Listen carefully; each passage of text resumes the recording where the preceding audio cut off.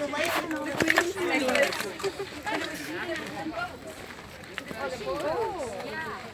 because then the sun came up. So we were, but it was bonfire. I guess the bonfire.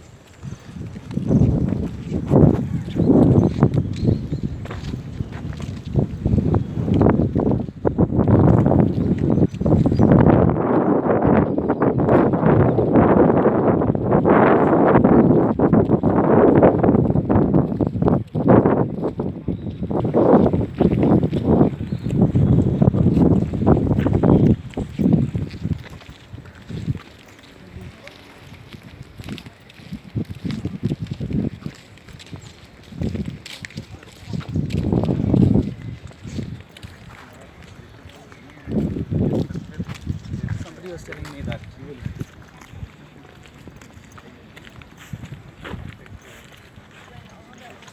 Right, there's a walkway around the tomb. So let's take a walk around and then we'll come back and enter. And if you share any information, can you? Yeah, I'll make sure that everybody's here. Yeah, sure. Is that the ritual or just okay? It's just no ritual, right? Just that for everyone to. आज date क्या है? आज 3 तारीख। Time time देखिए 8 बज रहे हैं। वाह,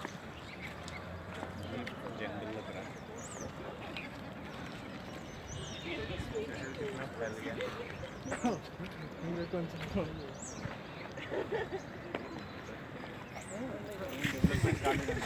hello, how are you? I am Aftab Gopal. This was only seasonal thing.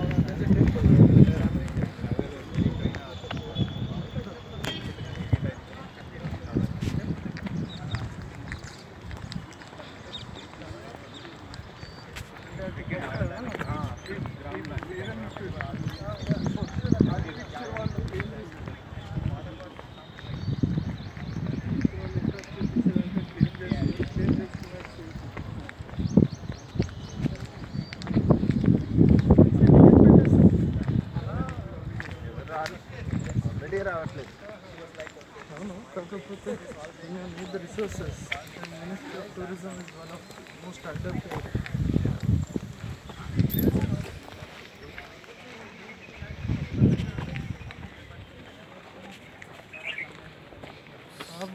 places are only funded by Taj Mahal.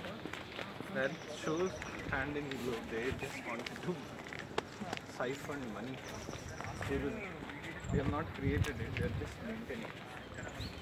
In the name of maintenance.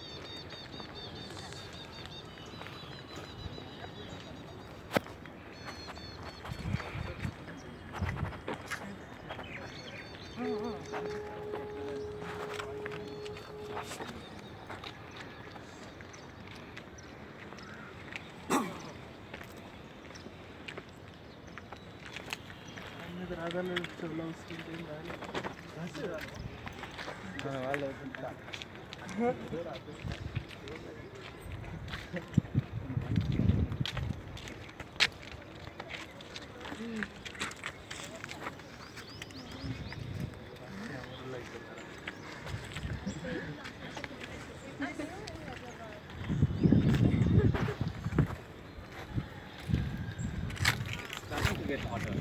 Yes.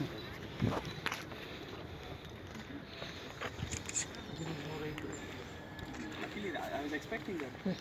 Last time it was rain. Thanks to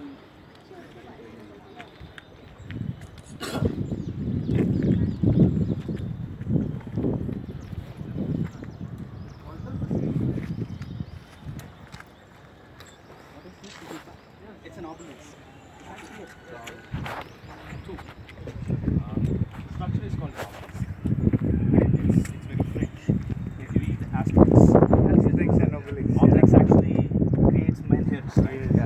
And his name is obelisk. So the structure is called an obelisk, and it's used to consecrate something, either a foundation stone or a tombstone or some sort of a monumental record of something that has happened there. They're Egyptian. So the French were looking back to the Egyptians and also the Greeks and Romans. So they originally, the Egyptians sort of They were inspired from pyramids. and Egyptian architecture, yes. So not they're separate from pyramids, but part of the architecture and.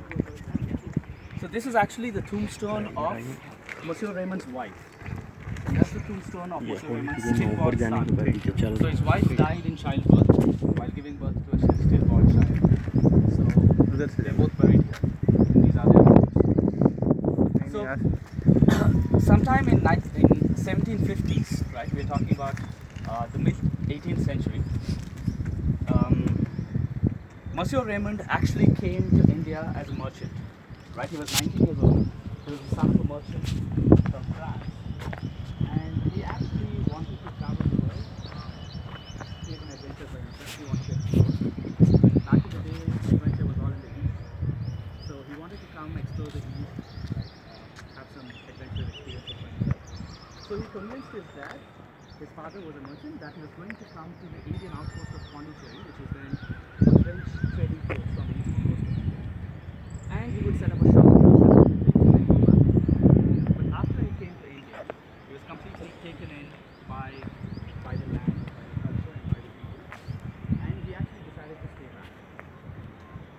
back to France, and then he decided to come back, and this time not as a merchant, but as a soldier.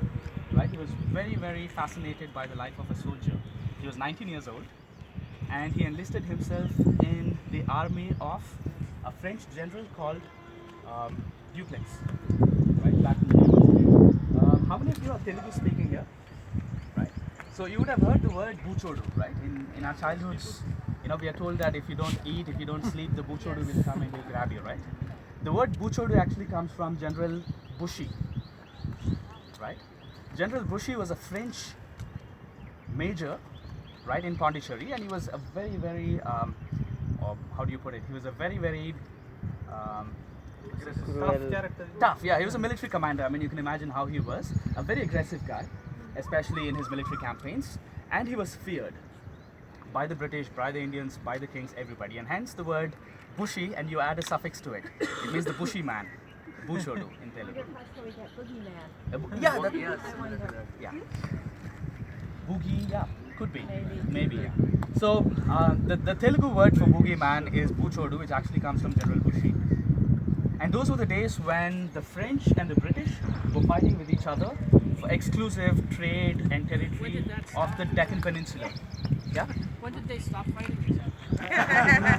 Right, but after that, the French actually they resigned themselves to a few towns on the eastern and the western coasts, right? 3 of them to be precise, and the entire country came under the British dominion. But back in the mid 18th century, they were equal powers, right? I mean, the Portuguese were the first to come to India. The Dutch followed immediately. The French and the British were the most powerful after the Portuguese and the Dutch, and the Portuguese and Dutch eventually were kicked out. And the French and British fought each other for about 2 decades. Eventually, the British asserted their power. And the series of events that came to be were very, very, crucial to what happened in India. Which means the mid 18th century was a very crucial period in the history of the Indian continent. Because if things had gone otherwise, India would have been under the French rule and not the British rule. Right? And the Deccan and the kingdom of Hyderabad and the land of the Deccan and the Nizams had a very, very crucial role to play in this entire power play. Right? And I'll share why and what happened. If you study history, the East India Company was actually a company, right? It was a trading company. They came to India in the 1600s, right, to trade. So they had meetings with the kings, and they said we need trading rights, and then they traded in several parts of the country, from the Malabar to the Coromandel to the Deccan. Slowly, they started building their own ports. St. George in Madras being one of them. The Bombay was given as a dowry, right, to the British after the prince married Princess Braganza, who was Dutch. Bombay was actually under the Dutch before that. Portuguese. It was under the Portuguese. Calcutta was actually a series of villages which were acquired from the Nawab of Bengal. They bought them from the Nawab of Bengal, and they created their own port there. Slowly, the ports became forts, and they became the outposts of the British. So, the East India Company actually was given rights to rule under the name of the Queen, right? And they had their own army under the guise of protecting their business interests and their trade, because they said we're always susceptible to attacks, right? To criminals, and they said we need our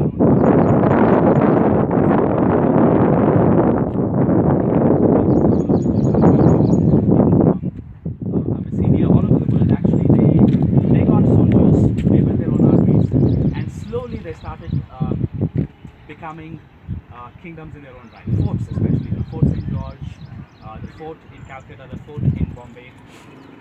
That was around the same time that the French also started doing something very similar, but they had their own territories in the form of Machilipatnam, close to Machilipatnam, not exactly Machilipatnam. Machilipatnam was the only deep sea harbor on the eastern coast in those days. So it was a natural harbor. They could just bring their ships in dock without having to construct anything, and hence that was the main trading post on the eastern coast. Pondicherry, it came under the French by the mid 17th century. I'll talk talk about how the war between the British and the French happened and how the power politics played out, because it was not just French and British, but it was also a series of kingdoms in India. There was Bengal, there was Deccan, there was Marathas, there was the Malabar, right? All these were also fighting with each other. So there was a constant interplay of alliances. Sometimes the Nizam would ally with Marathas to fight the Tipu Sultan in Mysore. Sometimes he would ally with Mysore to fight the Marathas, and all the three of them, at a particular point in history, they combined their forces to fight the British. Right, the British and Hyderabad fought the Marathas. Now, sometimes the British gave their troops to the Hyderabad. Sometimes they gave the troops to, Marathas. French, once again, they shifted alliance between the Marathas and the Hyderabad and the Nizams of Hyderabad. So a lot of in those 2 decades, a lot of dynamics kept changing, evolving until it crystallized into a consolidation which was done by the British, and the French were eventually kicked out. We'll have a quick recap of what happened, and also it was in these times that Monsieur Raymond and James Achilles Kirkpatrick, both of them were in Hyderabad. They were contemporaries, and both of those people were, in fact, the most powerful people in the kingdom in those times, right? Kirkpatrick, the British resident, was in fact more powerful than the Nizam himself, given the fact that he was the British resident, and Hyderabad was actually under the subsidiary alliance treaty of the British after it lost a war with the British. So even though these people, this guy was the military commander of about 20,000 army, right? And he was very, very powerful, and he was very, very respected by the king, by the people. In fact, he was a very good friend of the Nizam Ali Khan. And after he died in 1797, the Nizam would send him flowers, cheese, and champagne every year on his birthday to the tomb over here. And the practice continued until 1940. Right? Every successive Nizam used to send champagne and cheese. I wonder who drank the champagne the day after. Right? And they would have kavali, because he was very well reviewed by the Hindus and Muslims and the locals. He was called Moosarambagh and Moosarambagh. What's Kavali? What's Kavali? Kavali is a devotional singing. It is Sufi. So it's usually sung to immerse yourself in devotion, in love, things like that. It's usually done at dargahs, sacred places. But they used to do it here. I think they stopped in the 70s or 80s. The Kavali used to happen until the 70s or 80s or so, I was told. His birthday actually falls on September 25th. September 25th, 27th. I mean, I'll have to check, but sometime in the 20s of September. So we can again come back here on his birthday. So let's go up there.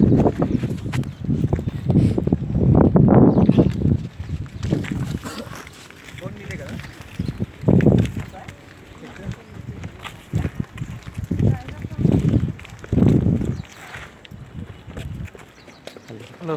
How are you? Okay. I'm great to deal with the cheese and champagne. Nice spaghetti.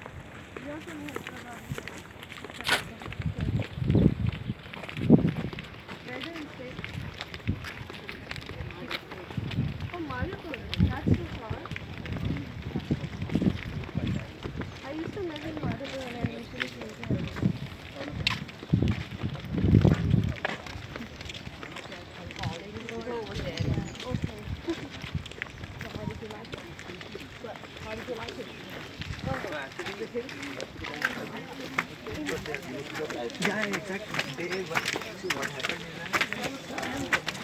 my friend said, they can't go back to